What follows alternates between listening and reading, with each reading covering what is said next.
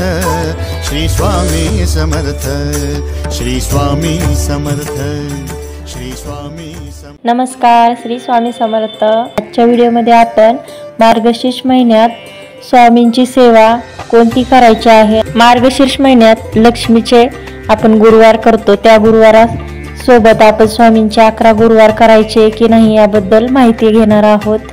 कार्तिक महिन्यानंतर येणारा महिना म्हणजे मार्गशीर्ष महिना। श्रावण महिना एवढंच मार्गशीर्ष महिन्याला महत्त्व आहे। या महिन्यात केलेली सेवा ही देवाच्या चरणी पोहोचते असं म्हणतात।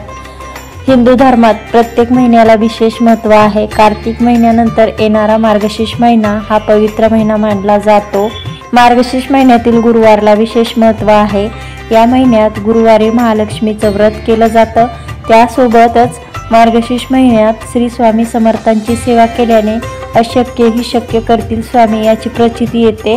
स्वामी भक्त अनेक प्रकारे स्वामींची सेवा निरंतर करत असतात, पण मार्गशीर्ष महिन्यात महालक्ष्मीच्या गुरुवारचे व्रतासोबत तुम्ही स्वामींचं व्रतही करू शकता। चला जाणून घेऊयात स्वामी समर्थ व्रताबद्दल आपण। त्यापूर्वी आमच्या चॅनलवर जर नवीन असाल तर सबस्क्राईब करायला विसरू नका।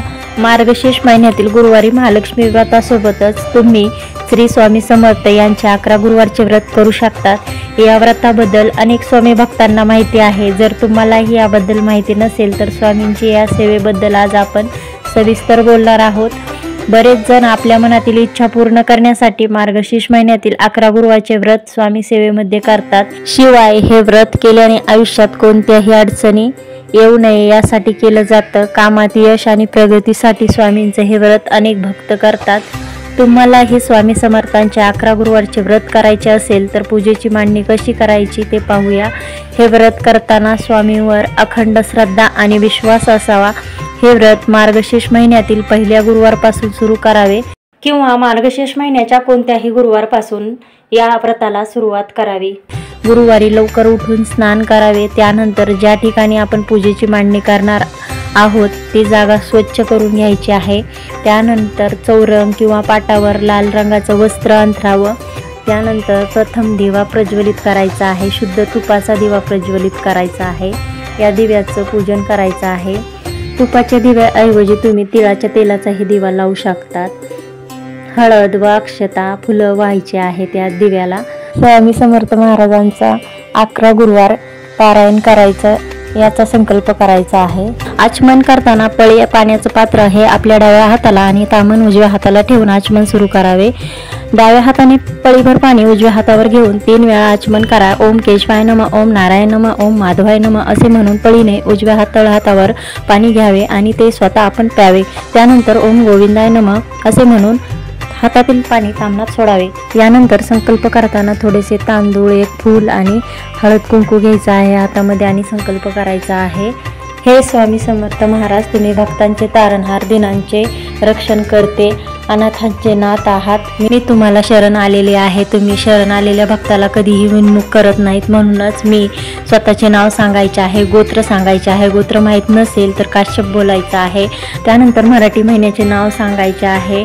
त्यानंतर आपली काही जी मनोकामना इच्छा असेल तर ती बोलायची आहे आणि हे कार्य पूर्ण व्हावे यासाठी आपले श्री अक्कलकोट निवासी पूर्ण दत्तावतार श्री स्वामी समर्थ महाराज यांचे 11 गुरुवारचे व्रत करण्याचा संकल्प करीत आहे। आणि त्यानंतर ते संकल्प केलेलं पाणी तामणात सोडायचं आहे। तामणामध्ये अक्षता ठेवून त्याच्यावरती आपण स्वामी समर्थांची मूर्ती ठेवणार आहोत। स्वामी समर्थांच्या मूर्तीला प्रथम पाण्याने, त्यानंतर पंचामृताने आणि नंतर पाण्याने असे स्नान घालणार आहोत। स्नान झाल्यानंतर चमच्याने किंवा पळीने थोडं थोडं पाणी टाकून स्वामी समर्थांना आपण पुरुष सूक्ताचा अभिषेक करणार आहोत। अभिषेक झाल्यानंतर मूर्ती स्वच्छ पुसून घ्यायची आहे। चौरंगावरती थोडेसे अक्षता ठेवून त्या ठिकाणी स्वामी समर्थांच्या मूर्तीची स्थापना करायची आहे। त्यांना गंध, अक्षता, फूल व्हायचं आहे। यानंतर स्वामींचा जर फोटो असेल तर फोटोलाही गंध लावायचा आहे, फूल, अक्षता व्हायचं आहे। देवघरातील शंख आणि घंटा घ्यायची आहे। उजव्या हाताला शंखाची स्थापना करायची आहे आणि डाव्या बाजूला घंटेची स्थापना करायची आहे। शंखाला गंध लावायचा आहे, घंटेला गंध, अक्षता, फुलवाहा। पूजेमध्ये स्वामींसाठी फळे असतील तर फळे ठेवायची आहेत। एका वाटीमध्ये साखर घेऊन त्याच्यावर तुळशीचं पान ठेवावं।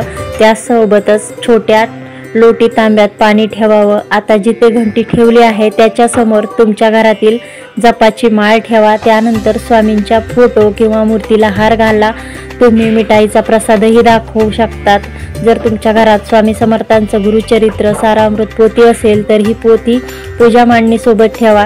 ही मांडणी करताना मनात फक्त स्वामींचं नाम जप करा, इतर कुठलाही विचार मनात येऊ देऊ नका। यानंतर स्वामी समर्थ सारामृत पोथीची पूजा करायची आहे। पोथीला गंध, अक्षता आणि फूल व्हायचं आहे।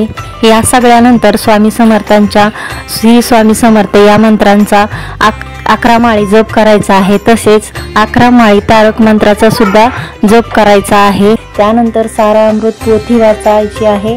पोथी वाचन झाल्यानंतर आरती करायची आहे।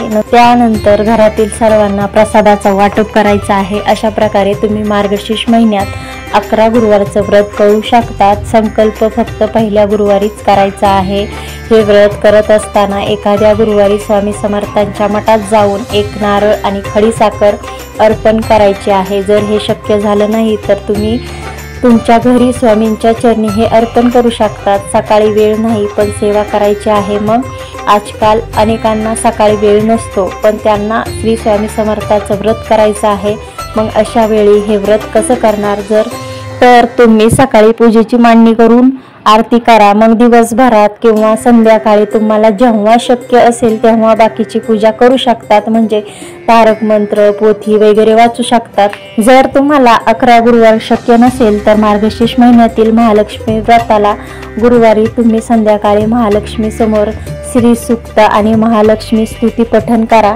त्यानंतर स्वामी समर्थ नामाचा म्हणजेच श्री स्वामी समर्थ याचा 11 माळी जप करा।